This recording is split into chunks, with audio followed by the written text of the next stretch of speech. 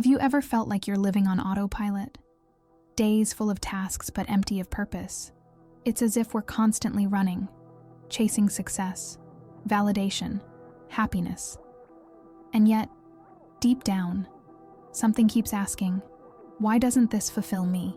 Nietzsche, one of history's most provocative thinkers, sensed this emptiness long before it became a hallmark of the modern world, when he proclaimed, "God is dead, and we have killed him." He wasn't just talking about religion. He foresaw the collapse of a value system that had guided humanity for centuries.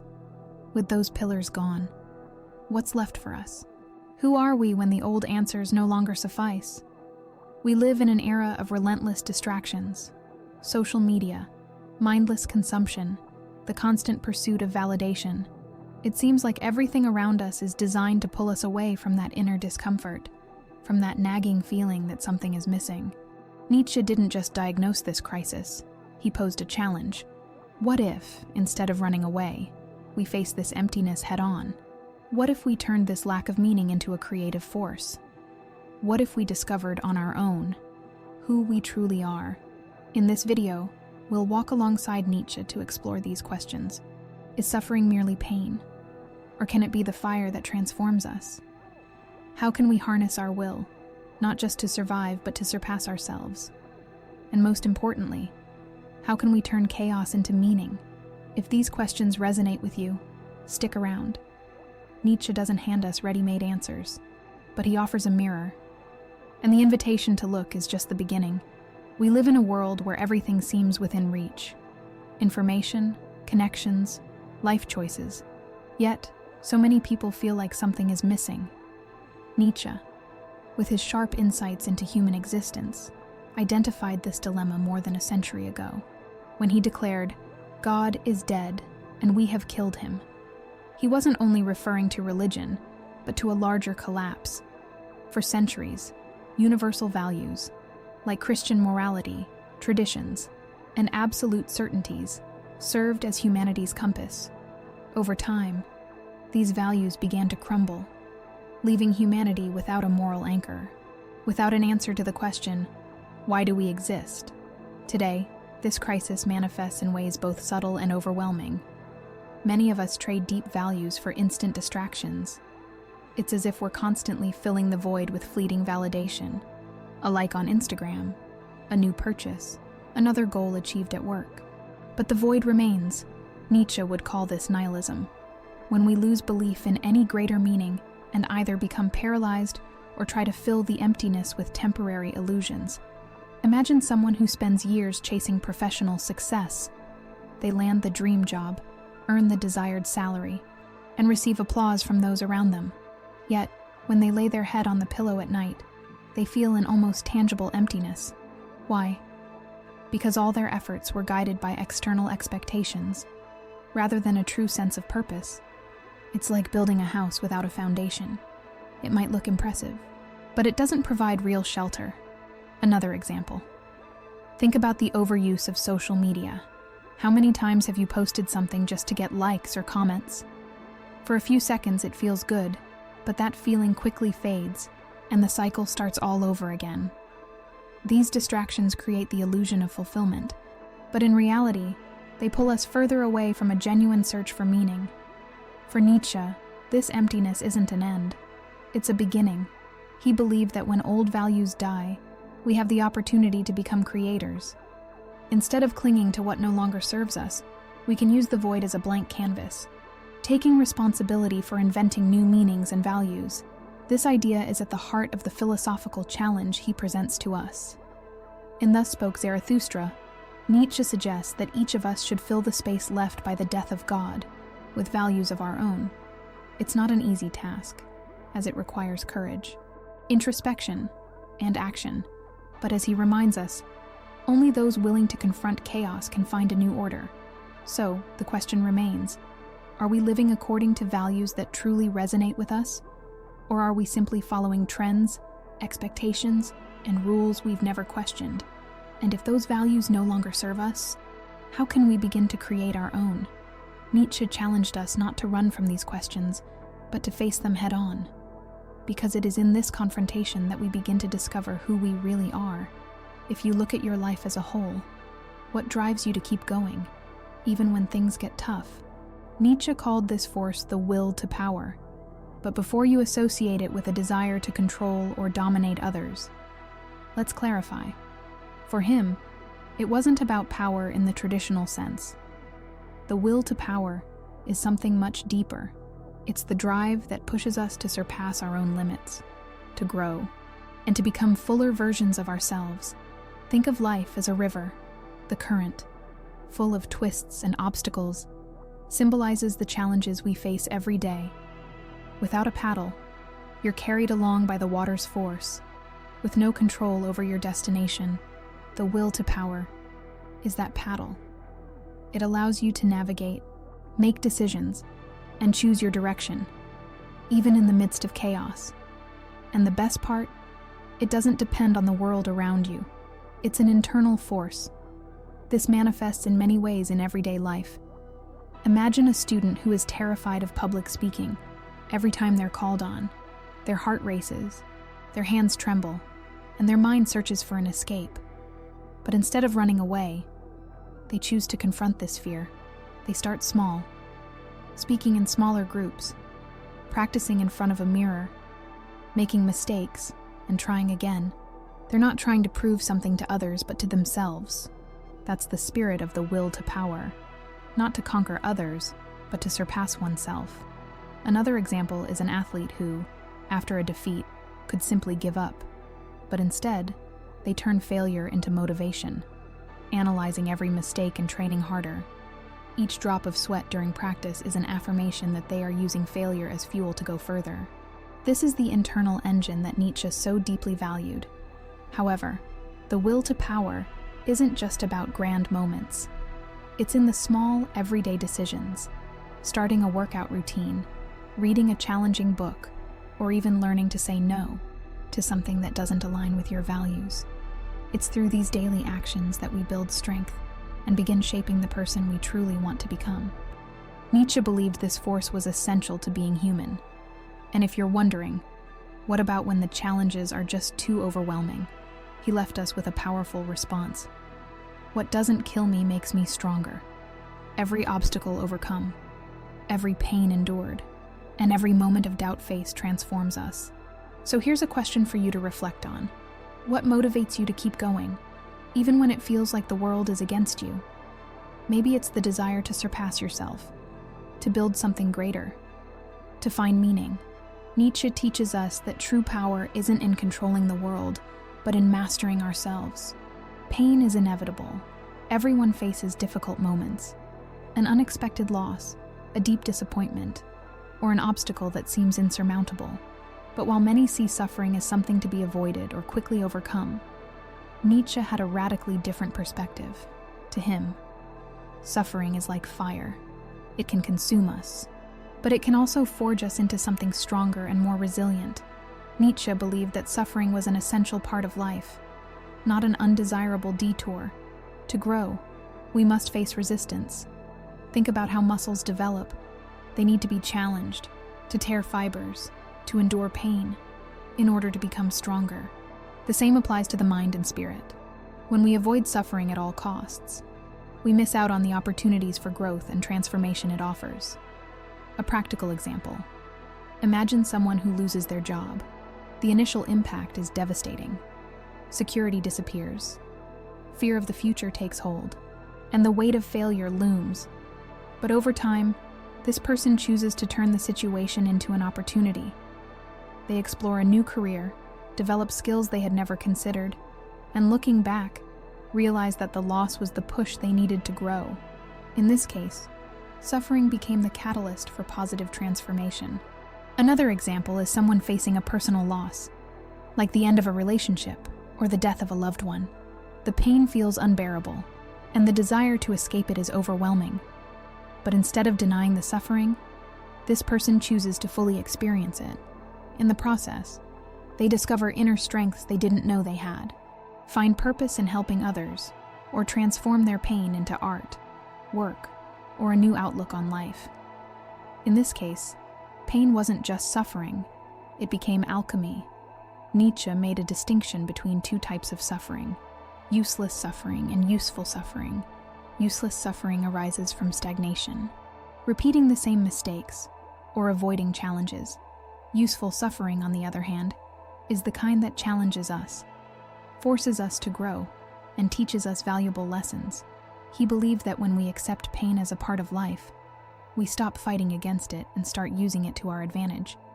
This concept lies at the heart of Nietzsche's philosophy of amor fati, love of fate. It means embracing life as it is, with all its highs and lows, accepting that every moment, even the most challenging ones, plays a role in shaping who we are. It's like a blacksmith using fire to shape metal. The heat is intense, but the result is something stronger, something more beautiful. So, perhaps the question isn't, why is this happening to me? But rather, what can I learn and build from this? Nietzsche reminds us that pain doesn't have to be an end. It can be the beginning of something greater, after all. As he once said, those who were seen dancing were thought to be insane by those who could not hear the music. Perhaps suffering is the music that teaches us to dance.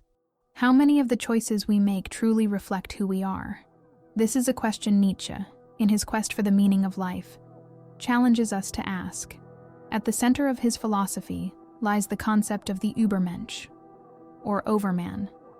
Not a superior being in a physical sense, but an idea, the embodiment of someone who rejects imposed values, embraces their authenticity, and creates their own path. We live in a society that constantly tells us how to act, what to desire, and even who we should be. Pressures come from every direction: family, friends, social media. It's easy to fall into the habit of shaping our lives around external expectations. But Nietzsche invites us to break free from this mindset. The Ubermensch is someone who has the courage to question, to say no to what doesn't resonate, and more importantly, to say yes to what truly matters. Imagine someone who decides to leave a financially stable career to pursue their passion. To society, this person might seem reckless, impractical. But by making that choice, they are choosing to live according to their own values, not what is deemed normal or safe. This is the essence of the Ubermensch. It's not about perfection, but about authenticity. Another example. Think of someone who chooses not to follow family traditions because they don't align with their true values. It's a tough choice, as the weight of disapproval is real. But by making that decision, they are carving out their own identity. Like an artist chiseling away at excess stone to reveal a unique sculpture, Nietzsche believed that authenticity is a form of freedom, perhaps the most difficult kind of all. That's because being authentic requires courage. It's not enough to say you want to be who you truly are. You have to face the discomfort of disappointing others, breaking expectations, and, often, walking alone. It's like climbing a mountain. The journey is arduous, but the view from the top is unparalleled. And what keeps us from being authentic? Fear of rejection, of failure, of appearing less. But as Nietzsche suggests, authenticity isn't something you achieve overnight. It's a continuous process. Every choice we make, every value we question, every time we prioritize what is true for us over what is comfortable, we move closer to that freedom. In Thus Spoke Zarathustra, Nietzsche introduces the Ubermensch as someone who transcends themselves. It's not about achieving an idealized perfection, but about overcoming the limitations imposed by society and our own fears. It's the journey of becoming who we truly are. At its core, this raises a profound question. How many of your choices reflect the person you really are, and how many are shaped by what others expect of you? Authenticity, as Nietzsche teaches, is the first step toward freedom. And freedom, though costly, is what allows us to live fully. When was the last time you created something? Not to impress others, but to express what you feel, think, or believe. For Nietzsche, art isn't just a form of entertainment, but a powerful way to give meaning to life. In a world where old values have crumbled, he saw creativity as a path to explore and affirm who we are, transforming chaos into something beautiful and unique. Art, for Nietzsche, doesn't have to be grand. It's not exclusive to painters, musicians, or writers. It's something we can all access. as long as we allow ourselves to express our essence creatively. Imagine someone writing a journal to organize their thoughts. It may seem simple, but by putting emotions into words, that person is transforming confused feelings into something tangible, something that makes sense. That's art. Consider music as another channel of expression. Playing an instrument, composing a melody, or even listening to music that resonates with your emotions can be a way to connect with yourself and give voice to what would otherwise remain unspoken. These actions go beyond mere pastime. They're an expression of personal meaning. Nietzsche also believed that creativity is essential because it puts us in the role of creators, rather than passive receivers of life. When we create, we affirm our existence and shape our own vision of the world. It's like planting a seed. Art grows within us, but it depends on the care we give it, and in that process, we discover who we truly are. In his own works, Nietzsche used writing as a way to process his deepest experiences and reflections. He transformed his pain, doubts, and passions into philosophy and poetry. That's something we can all do, each in our own way. After all, we don't need to be geniuses to create something meaningful. We just need to be sincere. Art offers a freedom that few other things can. It allows us to explore our thoughts without judgment, experiment with ideas without fear of failure, and express our feelings in a unique way. In this sense, every creation, no matter how small, is a reflection of who we are and how we see the world. So, here's a question for you. What have you created lately that truly reflects who you are? Nietzsche teaches us that art doesn't just mirror the world, it reveals who we are. And in a world where old meanings have disappeared, creating is one of the purest ways to find and affirm ourselves. For Nietzsche, life isn't a straight line leading to a final point of perfection. On the contrary, it's a continuous cycle of learning, adjustment, and growth. He believed that true greatness doesn't lie in arriving, but in always being in motion, always surpassing ourselves. And to walk this path of self-overcoming, we don't need giant leaps, but small, intentional steps. It all starts with a meaningful goal. It's not about empty objectives or external expectations, but about finding something that holds purpose for you. Imagine someone deciding to change careers. The first step isn't to abandon everything at once, but to define what truly matters. It could be the pursuit of more freedom, creativity, or simply something that brings a sense of fulfillment. Once the goal is clear, it becomes the compass guiding your actions. But, as Nietzsche knew, between intention and realization lies resistance.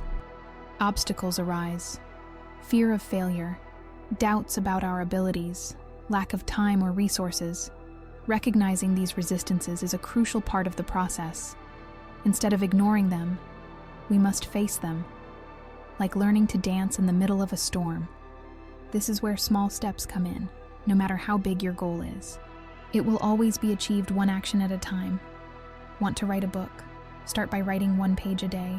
Want to learn something new? Dedicate 30 minutes daily. These steps might seem insignificant, but over time, they build a solid path forward. With every step taken, Nietzsche encourages us to reassess and adjust our course. Regularly ask yourself, does this still make sense to me? Am I on the right path? Or do I need to change direction? This practice not only keeps your goal aligned with your values, but also helps you avoid the discouragement of rigid, unattainable objectives.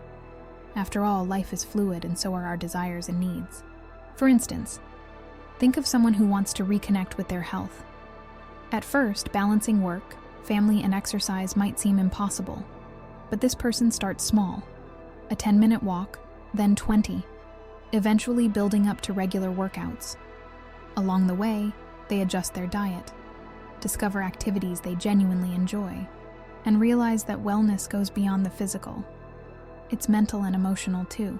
This is self-overcoming, a continuous process fueled by daily, incremental victories.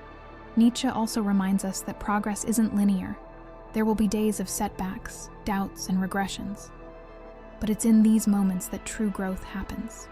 As he said, transformation doesn't happen in a leap, but in consistent, conscious steps. With every challenge faced, we become stronger, more resilient, and closer to who we want to be. So, What's the small step you can take today to move closer to the life you desire? Remember, the journey of self-overcoming isn't about achieving an unattainable ideal. It's about being better than yesterday, one step at a time. And ultimately, it's this continuous movement that keeps us alive, learning and growing.